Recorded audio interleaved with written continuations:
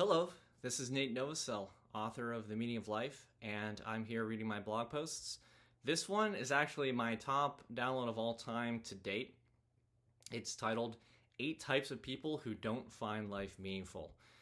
People really seem to love those BuzzFeed-like top lists, and when people are saying I don't find meaning in life, and so I wrote a list of 8 reasons why people don't find life meaningful, and of course that's the one that gets thousands and thousands of views. So here we go. So while I hope that you are living a happy, fulfilling, and meaningful life, it is possible that you are not. And that is probably why you're listening to this, or probably why you read the blog post, so we're just going to have to assume that. And so I'm sorry, but that's where we are. In either case, living a happy life or not living a happy life, the effective way to ensure that you can get or stay on the right path is by looking at the most common reasons why people might not feel a sense of meaning and purpose in life. So hopefully, learning from others' struggles can make your life easier and more fulfilling.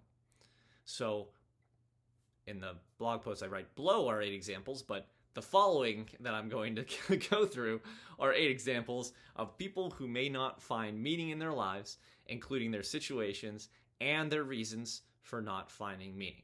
So here we go. First, people who have lived comfortable lives without much struggle. Now, I know this is a surprising one in terms of people who don't find life meaningful, but hear me out. This is what is causing what a lot of people call the crisis of meaning in many developed countries. There are so many well-meaning parents out there who are overprotecting their children to the point where they don't have to exert any effort whatsoever to get anything that they want in life. Now, being well off definitely has its perks. I'm not suggesting everybody go and live in misery and poverty and a lack of anything.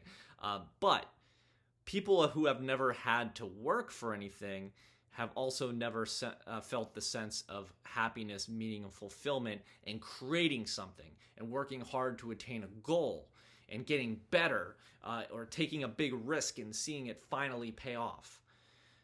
And it's that lack of that experience when you are overprotected and told, oh, you don't have to do anything here, I'm providing for you, all you have to do is go and have fun and do things, that people with these kinds of lives are susceptible to drugs, unprotected sex, and other addictive kind of activities. And the number one reason why they go down that path is boredom. That's the number one thing that they cite. And why are they bored? Because they're not doing anything. They're not striving for more. They don't know what the reward of hard work is. And I don't mean hard work in terms of a hard day's labor. I'm not making anyone go and wash dishes for 8 hours a day like I did when I was a kid or anything like that. I'm just talking about like developing a skill, like practicing basketball or painting or writing or drawing or any kind of fitness or any kind of activity where you can actually improve over time and you enjoy the activity, but you also enjoy getting better at that activity.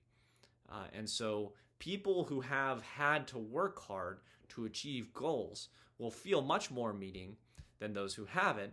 And so someone who has lived comfortable a life without much struggle and hasn't been taught by his or her parents to foster that ability to grow and develop and mature and improve and get better and so on and so forth, master a skill, they may not find life to be very fulfilling. They probably live very hedonistic, maybe even nihilistic lives. And that's a shame because the meaning of life is growth, and you are supposed to get better over time in areas that matter to you. And so if you haven't learned that that's the point, you may be very hedonistic and nihilistic. Second, people who haven't adopted a strong ethical code. So, people who live ethically understand the reward in hard work, helping others, doing the right thing, and succeeding in the right way. On the other hand, people who lie, cheat, steal, etc. will more than likely not see the point in anything because they believe that either people are terrible and don't matter, which is why they treat them that way, or it's not worth doing the right thing because the wrong thing is quote unquote easier. Now, I know it looks easier, but I assure you it's not, right? It's maybe easier now, like doing drugs, I feel a lot better than, running a marathon, but in the long term, with all that withdrawal and getting over it and maybe stealing money from people to get more drugs and all this other stuff and the rehab you have to go through and the lives you ruin, your own life you ruin, that's a lot harder. That's a lot harder. So, the ethics that you should follow to live life in the best way possible definitely is, in a way, easier in the long term. It's not easier up front in the first 5 seconds, but I think pretty much every time after the instant gratification is easier after that. So you do need more than an ethical code to have meaning, though. I do want to mention that.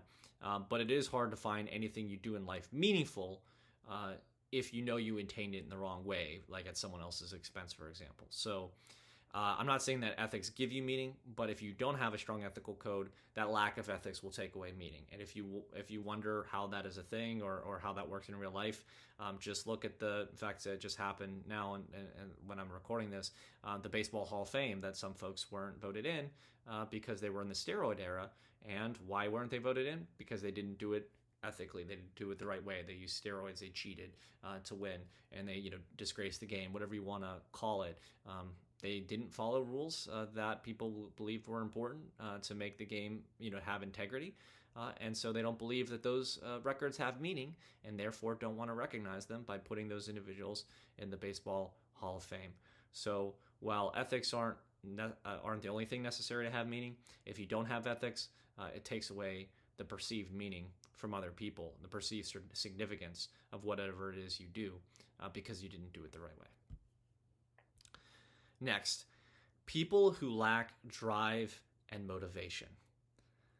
And this is just the reality of the situation. If you do not have something to shoot for, there's no reason to do anything. Why get up in the morning? Why do your chores? Why do any of it if you don't have something that you're really burning to do? So without a goal or set of goals and a strong desire to work toward them, you will, by definition, feel lost, listless, and see no purpose to just about anything. So if you lack drive and motivation, if you lack that desire, if you lack those goals, if you lack something to attain or something to shoot for, you're not going to feel fulfillment or any kind of drive or purpose in your life. Next, people who don't believe in anything other than trivial temporary pleasures. And these are people who, kind of jumping off the point from people who didn't really have anything difficult in their lives, right? People who live life for the next high, right? Drugs, food, sex, etc., without a belief that they can and are working towards something greater for themselves, and maybe the people they care about, they won't find much meaning in anything, because all they're shooting for, is just the next pleasure, it's just the next high. I mean, how could you believe that life has meaning if you don't believe it does? If you don't believe anything has meaning? If you believe it's meaningless, no amount of evidence that anyone could ever show you could ever prove to you otherwise, since meaning is completely subjective. It's up to you to assign meaning to the world, to the universe, because it requires your brain to assign meaning to it. Meaning is inherently subjective, because what something means to you is based on how you interpret it, how you value it, how much significance you see in it, and so on and so forth. So I can't say, I know it sounds weird, but I can't say we landed a man on the moon, therefore life is meaningful. Who cares? If you think that's a great human achievement because it's hard to do, sure, okay, it is meaningful. But someone else might go, so what? We haven't been there since, or or who cares? The moon is just a large rock in space. Who gives a crap? You can't live there anyway. So therefore, it doesn't matter. That's meaningless to them, right? So meaningful to one person, meaningless to someone else. So you can't magically see the significance of life from any kind of piece of evidence that someone throws in your face, because you'll just believe it's a simple thing with no point. People just did it to do it. But when you realize or believe that the point wasn't in and of itself the amazing experiences of building the space shuttle, getting it out of the atmosphere, getting it to fly to zero gravity space, landing on the moon, jumping around like a child, collecting rocks, coming back. You'll get that life is amazing and it gives you the opportunity to do a million things before it's over, and those are just a small set of the things that you can do. So if you don't believe in anything other than like nihilistic, like, oh, I'm just going to go do drugs or whatever, then yeah, you're not going to see any meaning in life, because you have to see the meaning and having those experiences that are growth enabling, right? The landing on the moons, the pushing humanity to its boundaries, the helping someone eat and live and thrive, helping educate them, those things matter. So if you don't believe in those things, anything other than just kind of self-gratification or selfishness, you're not really going to find much meaning in life. Next, people who don't have a good support system. So people who have others who care about them, and they have much greater sense of meaning and purpose than those who don't. It's kind of a two-way street there, right? Those people are supporting you, therefore you feel supported, and they make you better off, and you're better able to achieve your goals. And then it also works both ways. You help them, and also in helping them, you feel more meaning by helping them. So, I mean, it's just really this virtuous cycle. Help is really the ultimate virtuous cycle. You help others, you feel good, they feel good, they're better off, you're making them better off, you might be better off, you might feel better off, and then they're returning the favor, you're better off, they're happier, everybody wins. And so it brings much greater happiness when you have someone to be proud of your accomplishments, to share your joy, to bring you back up when you're down. That support system is huge. It really is a virtuous cycle and can get you out of a funk as well. Next, people who don't have responsibility. So this is similar to the first bullet I mentioned, and that not having to work hard or not having responsibility are pretty similar, right? Not having to do much and not having the responsibility kind of go hand in hand there. But the difference here is that if you've never been responsible for someone else, you've never felt real purpose, right? You can neglect yourself and you're only hurting yourself. So you're like, whatever. If you have low self-esteem or whatever, like, oh, I can hurt myself. Who cares? But if you have a child land at your doorstep and you had to take care of it, whatever meaninglessness you felt and cynicism you had about the world would immediately disappear. Why? Because immediately you have one goal, one purpose: to keep that child alive. Otherwise it will die. So your decisions in that moment are literally life and death. And so that responsibility, by definition, immediately gives you a purpose. And so people without responsibility, and I know, the world tells you try to avoid as much responsibility as possible because it's a burden, it's exhausting, blah, blah, blah. I get it. I'm not telling you to have millions of responsibilities where you are exhausted and can't live your life, but you may not have that burden of responsibility, but there's a consequence. You miss out on the meaning and fulfillment that managing those responsibilities successfully brings, right? You don't get to see that person who you mentored succeed as a result of your mentorship. You don't see the business that you managed grow, or the project that you managed grow, or the team that you managed succeed. And if they do succeed, it surely wasn't from anything you did, because you didn't take responsibility to make that group better. And so you don't have the reward that comes from taking that responsibility and succeeding or fostering the growth of people toward an outcome that responsibility brings. Next, people who suppress their feelings. So you should be allowed to feel good and listen to what your feelings are telling you when you feel bad. I mean, that's the big thing. And a lot of people, they might bottle them up or suppress them. And, that can be exhausting in and of itself, right? You'll tire, you'll be worse off psychologically because you wouldn't have dealt with it. You might be possibly become numb or depressed. You might wonder why your life feels or seems meaningless. And it isn't necessarily meaningless.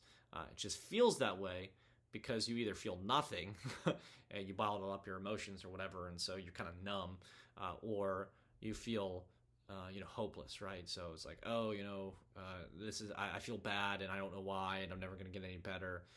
So if you suppress your feelings, you really gotta work on those, right? You gotta process them. And there are a million different ways, and there are all kinds of therapeutic techniques, and so we're not here to talk about that. But what we are here to talk about is if you don't have a way to manage your feelings, you're not going to be able to manage yourself toward the feeling of fulfillment. Because if you're bottling it up, then and you're feeling miserable, no matter what you do, even if you are living a successful life, you won't feel like it, and so you won't have that sense of meaning and purpose, even if everything physically in the world exists in a way in which you should be feeling meaning and purpose. So work on those feelings. Otherwise, you won't find life to be meaningful because it won't feel that way. Finally, people who haven't found what they want to do with their lives. Now, this is a hard one because we mentioned earlier about the fact that if you just lack drive or motivation or a goal, that in and of itself, just not having the drive, is hard to find meaning when you don't have that. But this is a little bit of a bigger one, right? Because maybe you'd want to go eat or whatever and sleep. But we're talking about what you want to do overall with your life. And people who are miserable with the majority of their life experiences are clearly having one obvious problem. They're not having the right experiences. They're miserable with the experiences they're having, then those are not the right ones, right? And I know it might seem in today's society that maybe certain experiences require a certain amount of money and these other things, but that's just, honestly, it's just not true, right? Because there are literally millions and millions of jobs out there, and you can do many of them. Not all of them, because you need a certain skill set to do some of them, but there are millions of different flavors of tasks that require almost no previous experience. And so if you're doing one of those jobs and you hate it, there are other ones out there. So it might feel like you're stuck, but just remember, if you're not enjoying the majority of your life experiences, then you're having the wrong life experiences. So which ones would be the right ones? And don't go off and be snarky and say, well, Nate, it's because of it would be great if it were I'd be a millionaire and everyone did everything for me. I didn't have to do anything. Because I'll be honest with you, that's actually not really true. Because the old saying, like, if you retired tomorrow, you'd be bored in a month, and that is true. You need to find things to keep you going, keep you growing, keep you engaged, and things like that. So if you're not happy, you got to find the right experiences that will make you happy. And let's say you can't find anything. What is something that will make you less miserable or make you a little bit happier, right?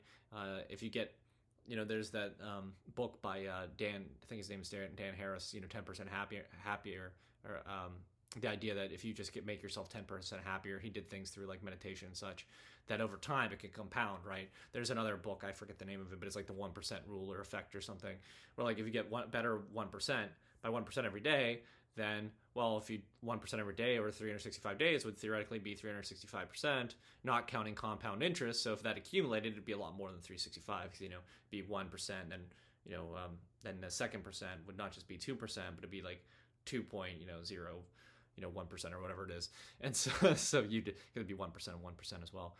And so you get better. And so you can compound that improvement.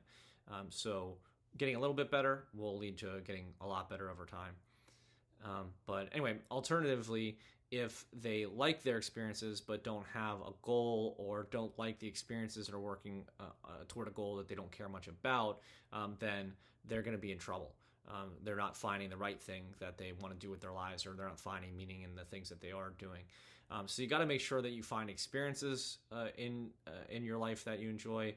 If you can't enjoy the experiences you have, try to enjoy the outcome that you get from those experiences. So maybe you don't like the experiences, but you like the outcome. Maybe it's even one step further than that. Maybe you don't like the experience. Maybe you don't care about the outcome, but you get money for that outcome, which then gets you another outcome. Whatever you need to do to make sure that works. Find what you want to do with your life, both in terms of the journey, the experiences, the outcome. Try to align it as much as possible, because nothing leads to a feeling of meaninglessness more than living a never-ending series of boring or miserable experiences. So, unfortunately, the fact is that many people aren't feeling a sense of meaning, fulfillment in their lives because they fit the above or similar categories. However, the good news is that it is possible to find a meaning in life when you aren't seeing one now. To find meaning, you just need to identify the growth areas where you want to improve, choose to partake in the experiences that will get you there, believe you can get there and will be happy when you get there, take the journey without hurting anyone else, that's the ethical piece, and give / get help along the way. It is really that simple to find meaning, you know, to want it, to believe you can have it, to identify areas where you can improve, to have the right experiences, to feel good about what you're doing, to do things ethically in the right way that makes you feel good about that, to get help, to give help, and to make those right choices. It's that simple to find meaning, and I assure you it's as simple as math or physics that this approach works, because it's exactly the set of components that cause humans to find their lives to be meaningful. And that's literally the formula of 8 things that help you to do that. And so, if you run into the above or other circumstances and are looking for a purpose in life, you know, I wish you the best of luck on that search. This above list is meant to really help you think about exactly what might be your current situation, what might be causing your current situation, and then most importantly, what you could change or do differently to get out of it. If those are the 8 things that cause people to feel a sense or not have a sense of purpose or have a sense of meaninglessness, then obviously the opposite, right? So if you're doing things unethically and you say, well, everything's dumb anyway, then if you switch it around, then you do things ethically, and then you'll feel, oh yeah, this has meaning because I'm doing it the right way.